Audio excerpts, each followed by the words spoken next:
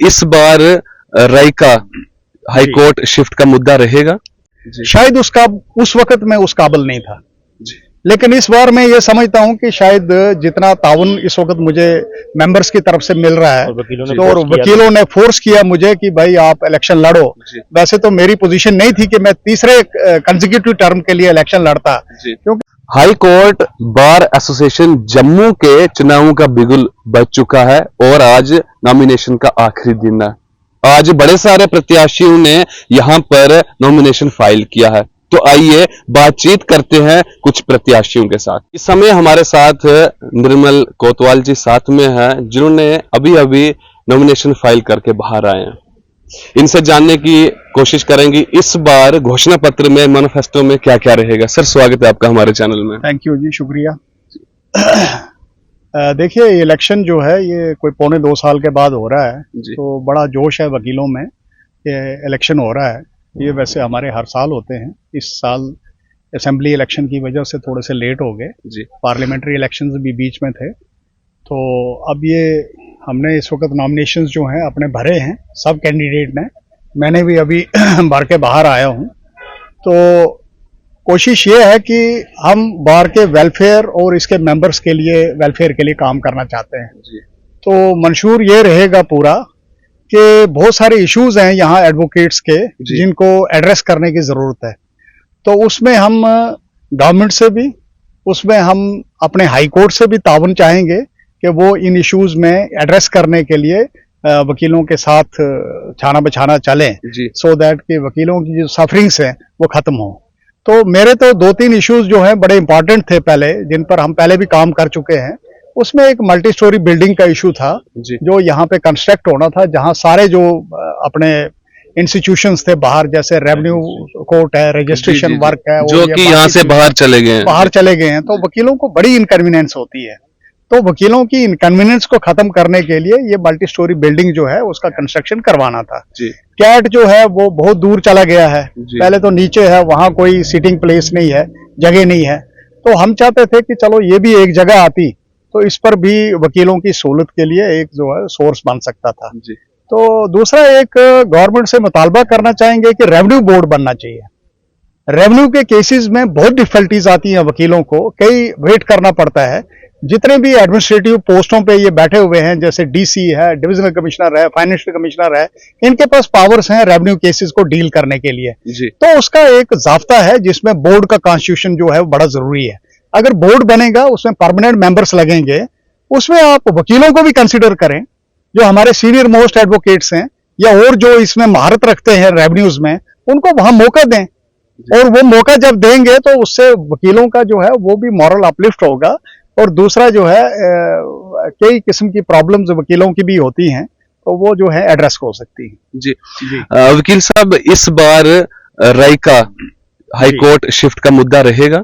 जी, इसमें सबसे पहले तो मैं आपको ये वाज़ेह करना चाहूंगा कि पहले रायका का इशू जो था उसमें जनरल हाउस ने एक डिसीजन लिया था, तो जनरल हाउस का डिसीजन जो है वो कैरी आउट नहीं हुआ था। तो अब लेटेस्ट जो है 2 साल में या 4 साल में क्या पोजीशन चेंज हुई है, मुझे तो इसके बारे में कोई इल्म नहीं है, क्योंकि हम तो ना उस सिस्टम से वाबस्ता थे, ना हमारे नोटिस में कोई ऐसा है कि वहां पे क्या डेवलपमेंट हुई है, क्या नहीं हुई है। तो अब ये मुझे लगता है कि अगर जरूरत पड़ी तो हम ये इशू जो है जनरल हाउस में डालेंगे, जैसा जनरल हाउस डिसाइड करेगा उसके अकॉर्डिंगली फिर इस पर फैसला लिया जाएगा। कोतवाल साहब, आपने 2 बार पहले भी नॉमिनेशन भरे हैं और उसमें आपको विजय प्राप्त नहीं हुई, तो आपको क्या लगता है कि इस बार रिवाज बदलेगा? नहीं, मैं समझता हूं कि वकीलों का जो फैसला होता है वो बिल्कुल सही होता है और पुख्ता होता है। शायद उस वक्त मैं उस काबिल नहीं था, लेकिन इस बार मैं ये समझता हूं कि शायद जितना ताउन इस वक्त मुझे मेंबर्स की तरफ से मिल रहा है, तो वकीलों ने फोर्स किया मुझे कि भाई आप इलेक्शन लड़ो।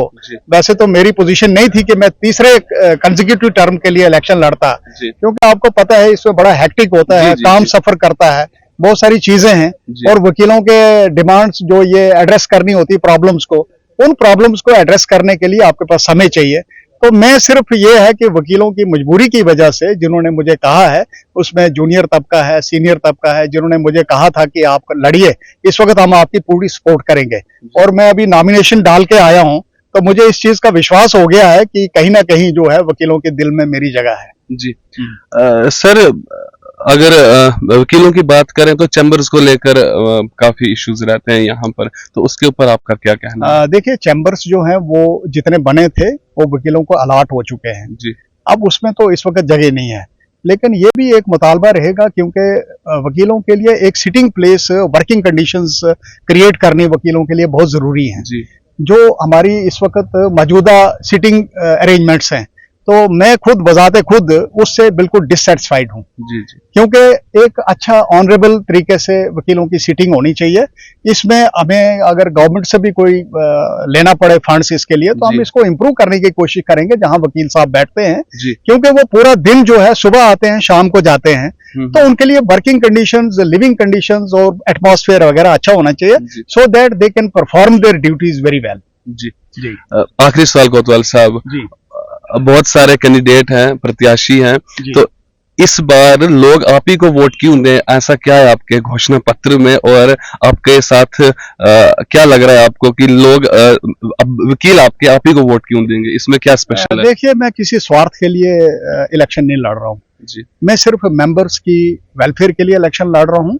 हमारी जो डिग्निटी है, रिस्पेक्ट है, उसको मेंटेन करने की कोशिश कर रहे हैं, तो वो उसी के लिए मुझे फोर्स किया गया है कि आप इलेक्शन लड़िए, तो हम आपके साथ हैं। तो बहुत सारे इश्यूज हैं जो अब मैं आपको बता नहीं सकता सारे पेन डाउन करके, क्योंकि आपने मुझे अचानक ये बताया कि आप बताइए क्या है। तो मुझे लगता है कि वकीलों की डिग्निटी, रिस्पेक्ट जो है वो सबसे प्राइम कंसिडरेशन है। और इसके साथ साथ मैं ये चाहूंगा कि यंग लॉयर्स के बहुत सारे इश्यूज हैं जिनमें उनका स्टाइफंड का इशू है, जिसमें उनके बैठने की जगह है, उनका सीनियर के साथ तालमेल है। तो मैं यंग लॉयर्स जो हैं उनको भी एक सेशन रखेंगे जहां पे हमारे जो अच्छे लॉयर्स हैं, टॉप लॉयर्स जो हैं जम्मू के, उनको उनके साथ इंटरेक्शन करवाएंगे, so that they should come to know कि नहीं हमने जो है वो कैसे चलना है जी। तो मेरी तो यंग लॉयर्स से मेरे भाई हैं, बच्चे हैं, तो मैं इनसे यही रिक्वेस्ट करूंगा कि सीनियर की रिस्पेक्ट करें, और सीनियर जहां भी हो, जब रिस्पेक्ट करोगे आपको उसका फल जरूर मिलेगा। अगर मैं भी आज इस जगह पे पहुंचा हूं तो मैंने भी सीनियर की रिस्पेक्ट आज तक नहीं छोड़ी है। मुझे 39-38 ईयर्स हो रहे हैं प्रोफेशन में, तो हम आज तक अपने सीनियर की रिस्पेक्ट करते हैं। तो रिस्पेक्ट से फायदा ही होता है, नुकसान कोई नहीं होता।